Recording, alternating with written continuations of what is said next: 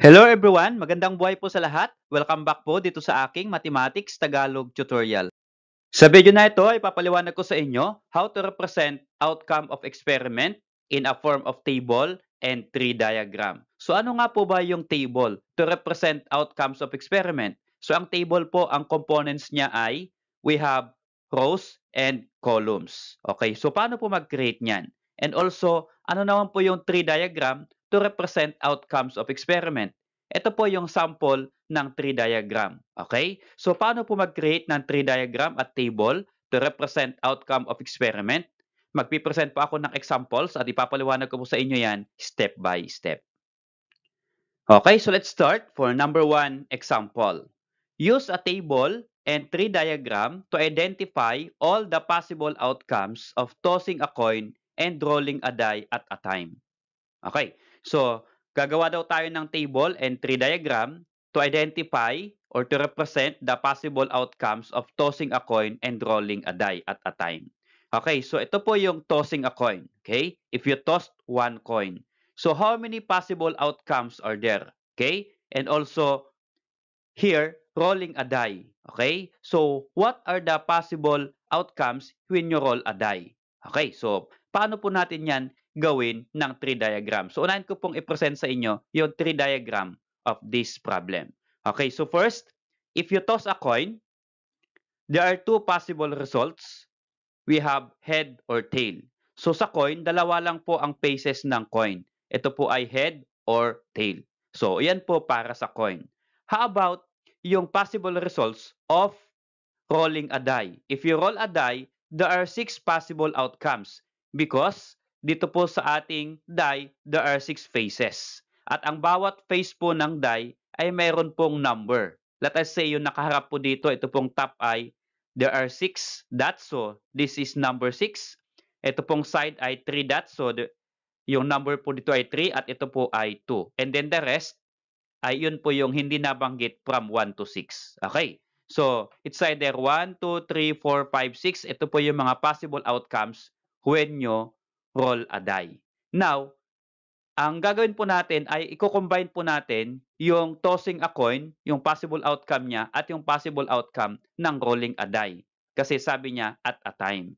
So, ang gagawin lang po natin ay i-compare po natin yung first po dito, yung head and then 1. Ganito mong gagawin natin. Head 1, head 2, head 3, head 4, head 5, head 6. So ito po yung outcome, possible outcome ng coin at ito naman po yung possible outcome ng rolling a die. So 1 to 6 po. And then of course, for tail, lalagyan din po natin yan ng tail 1, tail 2, tail 3, tail 4, hanggang tail 6. Okay, so yung ginawa po natin itong comparison between tossing a coin and the result of rolling a die, ang tawag po dito ay tree diagram. So mula po dito, madidetermine po natin yung possible outcomes. Okay? So again, ito pong head and tail, ito po yung coin, tossing a coin. And ito naman pong 1, 2, 3, 4, 5, 6, ito po yung rolling 2 dice. Another way, using tree diagram, hindi lang po portrait. Ano po? So, if you toss a coin, ito, gagawin ko po ito using landscape. Okay, so tossing a coin, dalawa po yung possible results, head and tail.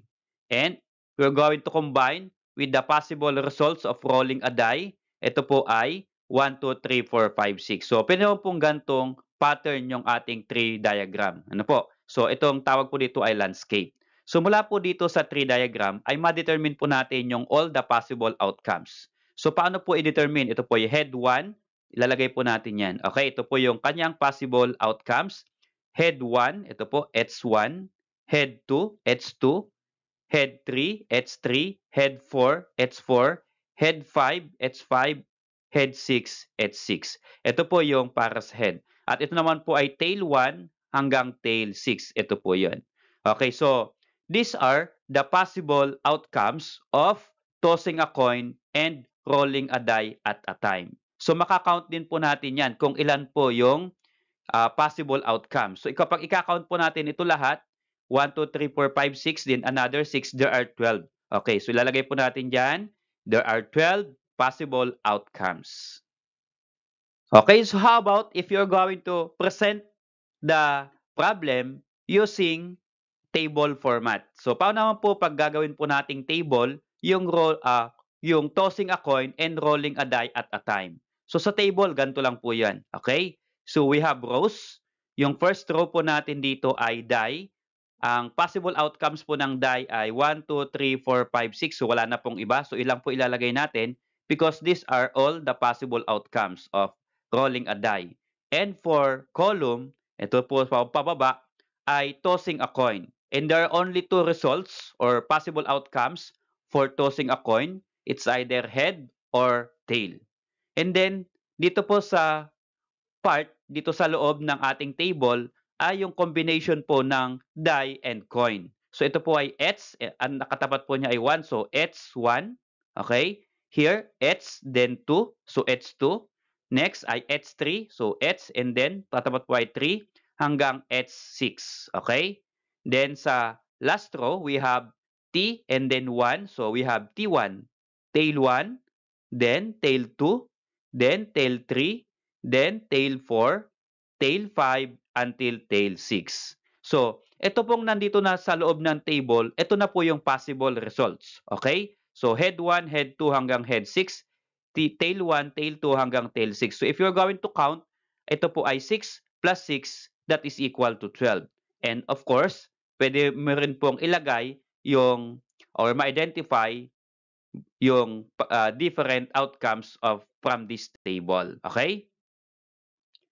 Okay, so how about this number 2 problem? Find all the possible outcomes in arranging the colors black, red, and green with repetition of color using tree diagram and table. Okay, so unahin po natin yung tree diagram. So paano nga po ba makukuha yung possible outcomes when you arrange the three colors black, red, and green? Okay, so first, ito po, gagawin po natin ay landscape. So B stand for black, red for R for red, and G for green. Since there are three colors, black, red, and green na i-combine po natin, ay there are three set ang gagawin po natin. Okay, ito po yung ating first set, black, red, and green. At yung pangalawang set po, ganito po yung gagawin natin. Okay? So sa black, lalagyan po natin ng black ulit, red, and then green. So B, R, G. Okay? Black, red, green. And then sa red po, lalagyan po natin ng ganyan ulit. We have black, red, green for red. And for green naman, again, we have black, red, green. Okay, ito po yung ating first set. Ito po yung ating pangalawang set.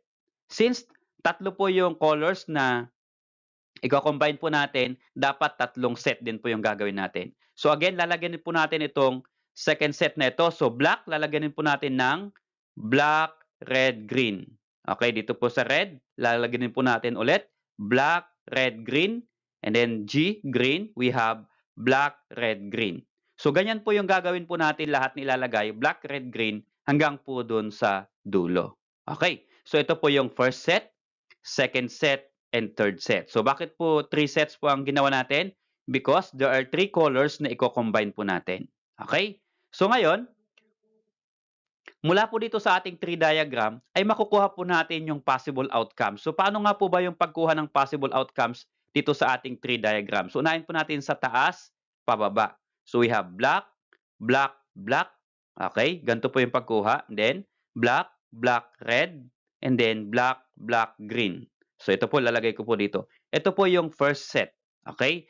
Mula po dito sa black. Okay? So black, black, black. Ito po yun, BBB.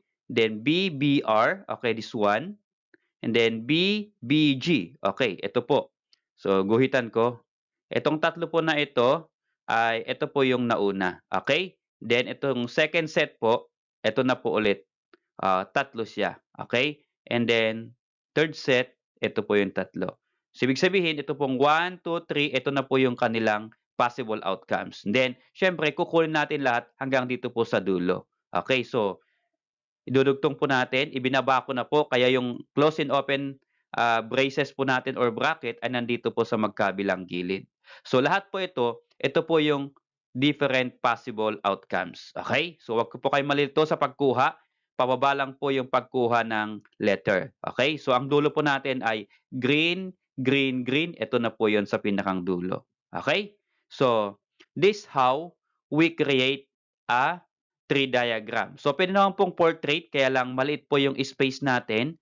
Okay? From left to right po sana ang gagawin ko. Okay? Portrait. Kaya lang nilandscape ko po para magkasya po dito sa ating screen. Okay, so how about if we make a table? Hindi po tree diagram ang gagamitin natin, kundi table po ang gagamitin natin to represent the arranging of colors black, red, and green. So paano po maglagay po ng letters or maglagay po ng color dito sa ating table? So there are 3 column na ginawa ko po.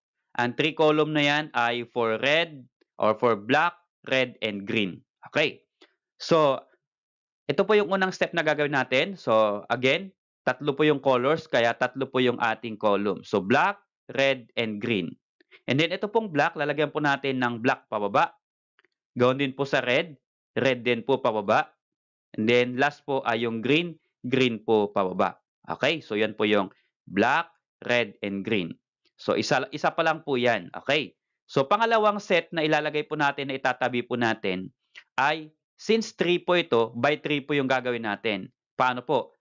3 na black, 3 na red, at 3 na green. Ito po. 3 na black, 3 na green, at 3 po na 3 red, and then 3 green. Okay.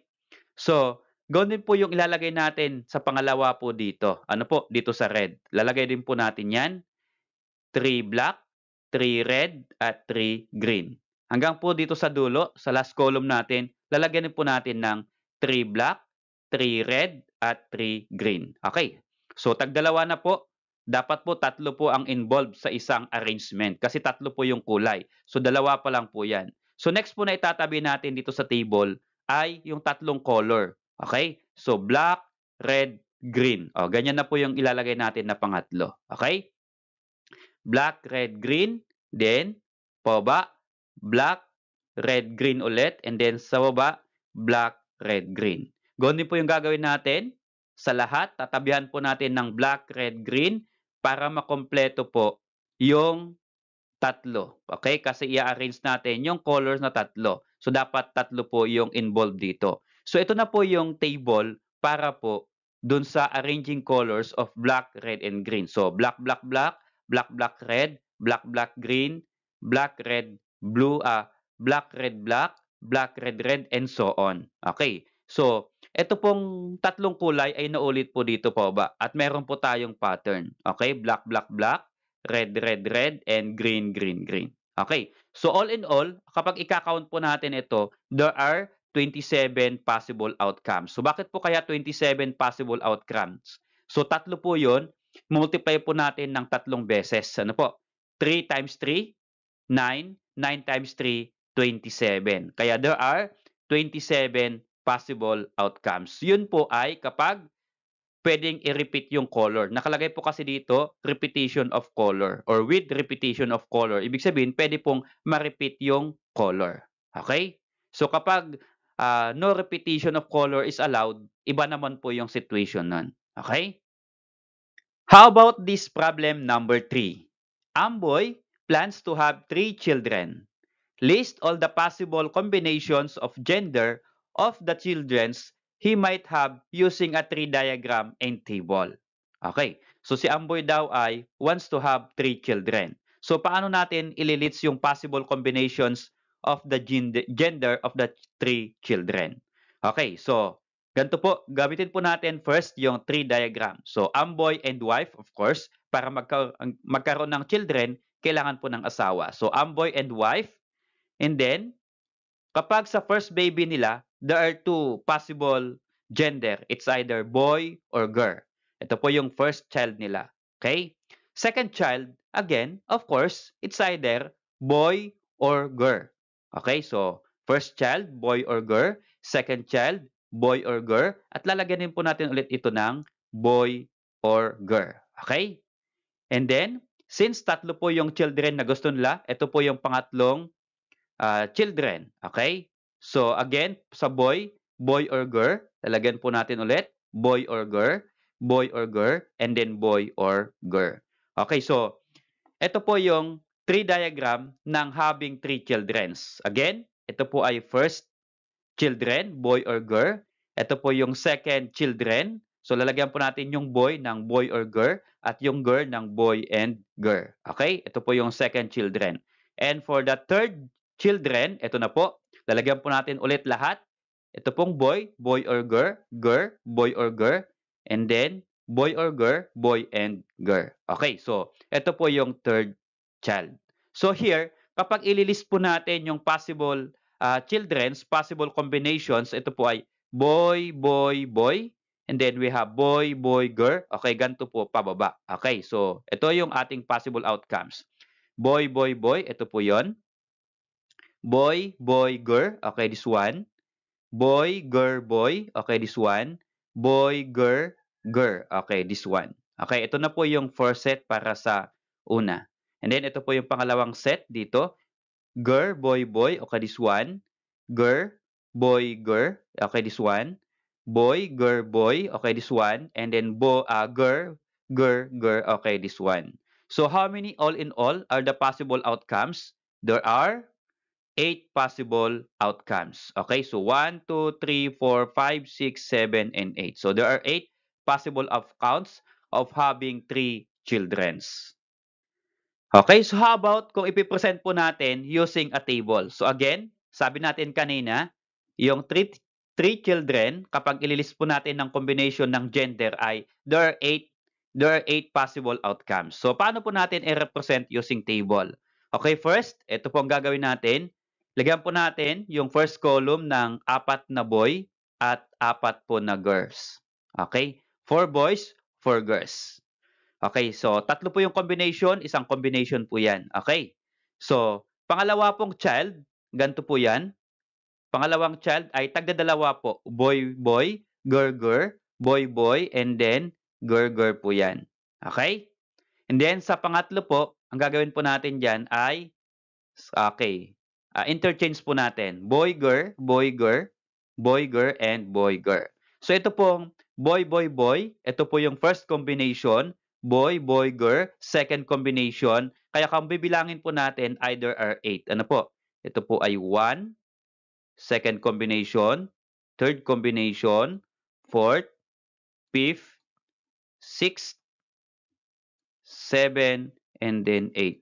So therefore, there are 8 combinations. Okay? So there are 8 possible outcomes. So pag ganyan po yung pagkuha natin ng outcomes, ano po?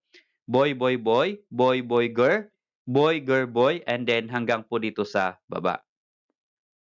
Salamat sa kaibigan. Kung natuto ka sa video na ito at nagustuhan mo, baka pwede mo namang i-like and subscribe kung bago ka pa lang dito sa aking channel.